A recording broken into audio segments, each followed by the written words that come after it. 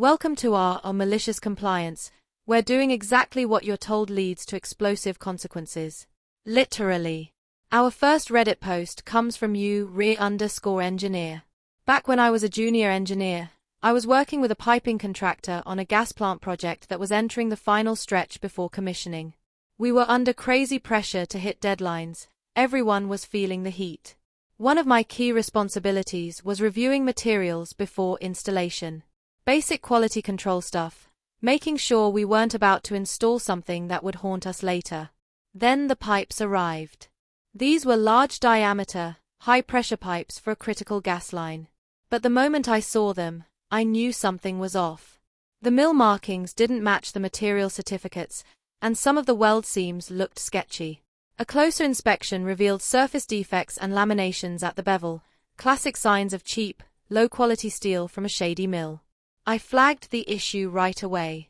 My lead engineer took one look and agreed. These pipes were not fit for their purpose.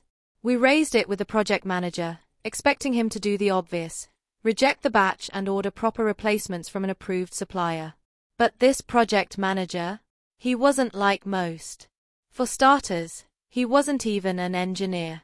He had a bachelor's in commerce and got the job thanks to his uncle, a senior executive. He had zero technical knowledge and even less desire to learn. For him, this was just a job to push through as fast as possible to snag a performance bonus. Rejecting the pipes would mean delays, and delays meant money out of his pocket. His response? The supplier says they meet specifications, so they meet specifications. Just install them and move on. I pushed back, explaining that if these pipes failed under pressure, we were looking at a major incident. He waved me off. Just get it done. If it's a problem, the pressure test will catch it. All right, mate. Let's see how that goes. The pipes were installed as is, and we moved on to pressure testing. I stood back and watched as we ramped up the pressure. The pipe's weld seam split wide open. It ruptured violently. The force of the failure sent a shockwave through the system. Several pipe supports even bent. The pressure test failed spectacularly. Now, instead of a minor delay to replace bad pipes, we had a catastrophic failure that shut down all work for weeks. The entire line had to be cut out, re-welded, and retested.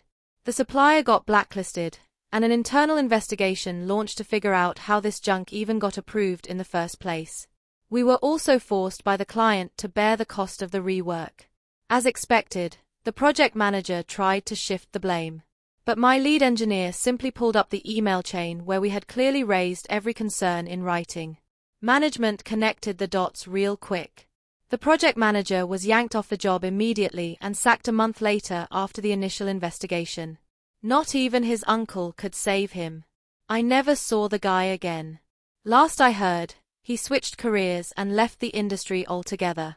This story proves one thing: always write it down. Because if you don't, clowns like this will try to throw you under the bus. Our next Reddit post is from _Mezzo_Cesara. 15 years ago, I worked at a gas station as the opener. I was young and tech-savvy, so I ended up being the de facto IT guy for the 3 nearby stores. I played a major role in setting up a new point-of-sale system when 2 of the stores switched gas brands. For ease, they made me the super admin on all the registers. The owner's wife. She hated me. She was awful to me the entire 2 years I worked there. Her husband had promoted me to opener after firing the previous one for theft. She hated that I, a man, held the opener role. Historically, it had always been a woman, picked by her. She scrutinized everything I did. Called me every morning to nitpick. Once, she complained that I used wet wipes to clean the drink machine instead of paper towels and spray, even though we were out of paper towels, and the spray smelled like a hospital. Another time, she complained about how many rows of Snapple apple were in the fridge, even though that layout was 100% vendor managed, and we were contractual not allowed to change it. She was awful. Just awful. But I kept doing my job. I managed their POS system, held super admin access, and started looking for a way out. Eventually, I landed a temporary IT job, which led to my current career. I gave her husband my 2 weeks' notice. I didn't tell her, because I avoided talking to her unless absolutely necessary. When she found out it was my last week, she lost it. Gave me a mountain of work and pushed me to the limit until 2 p.m. on my last Friday. Then came the moment. She and an office worker stood over my shoulder and asked me to delete my account from the register. I knew I was the only super admin, and she was supposed to convert the account, but had long forgotten. So I said, screw it, and complied. Then I went to the other store and did the same thing. She watched. I moved on. Started my new job. About 3 weeks in, I got a flood of calls, texts, and voicemails from her. I called the office worker who was there that day and got the scoop. She couldn't change anything. Beer and soda prices were rolling out with changes, and her new opener had no clue how to update the registers. They were losing money. Some items were priced 5 to 10% too low. Margins on beer are razor thin, so this was wrecking their profits. I thought about it, then texted her.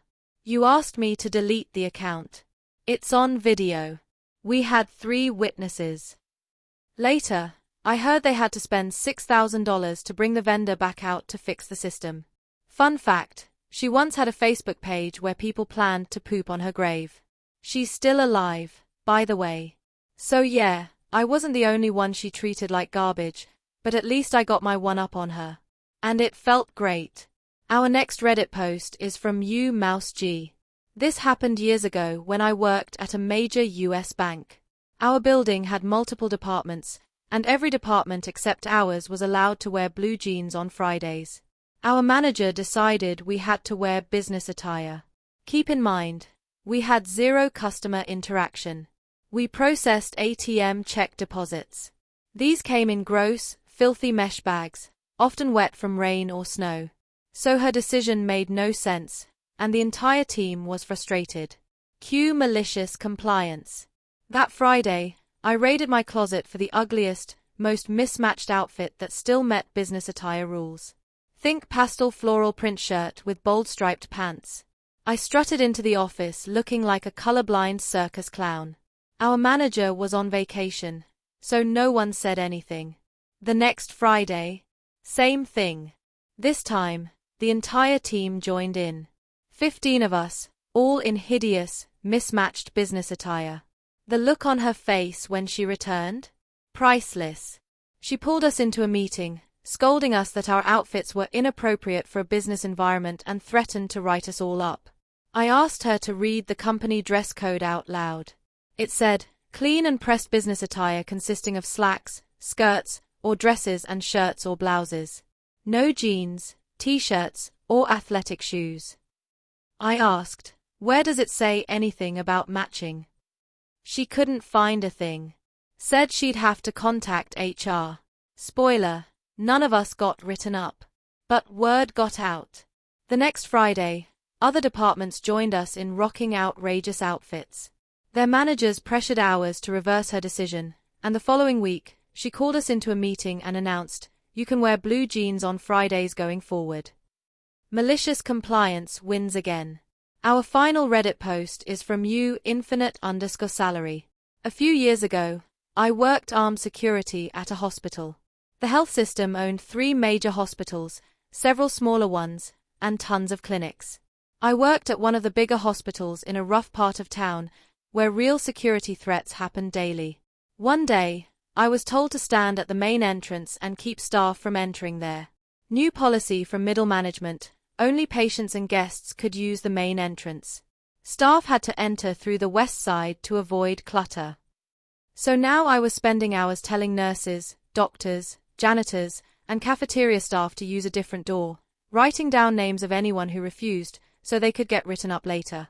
Meanwhile, actual emergencies were happening, fights in the ER, people trying to selfie with medevac helicopters, patients on drugs, missing dementia patients. But sure, let's police doorways. This dragged on for days until one morning, a man in a suit came walking up with a group of other suits. They were clearly on a tour. He had an employee badge and was chatting animatedly with the group, heading straight for the main entrance. Sorry folks, I said. Policy says employees must use the west entrance. He replied, we're using this one. I told him I'd need names for the report. He stared at me, clearly stunned, then slowly held up his badge. I took my sweet time writing down every single name in that group. Not long after, my security supervisor arrived. I handed him the list. He glanced at it and asked, "Is this?" "I don't know," I said. His badge said Chief something officer. Seemed important. Chief Executive Officer. Yeah, I think that was it. My supervisor went pale and walked off immediately. Turns out I had stopped the CEO of the entire health system, who had been leading a group of potential investors on a tour of his hospital. He hadn't been told about the new entrance policy, and I had just embarrassed him in front of major financial stakeholders. And just like that, the entrance policy mysteriously vanished.